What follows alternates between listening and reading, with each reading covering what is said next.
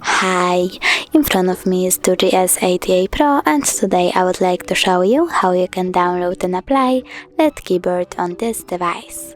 First of all, go into Play Store and type LED keyboard.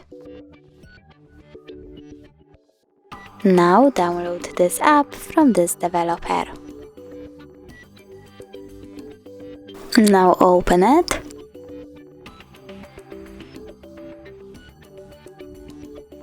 Tap Get Started, then click OK, tap on the switcher next to LED keyboard, click OK again and select Input Options.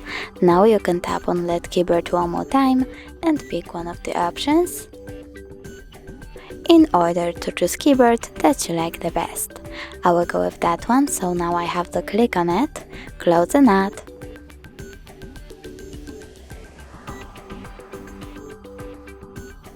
and tap on Get Theme. So now when I go back,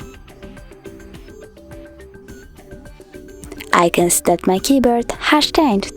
Thanks so much for watching. If you enjoyed this video, don't forget to leave a like, comment and subscribe.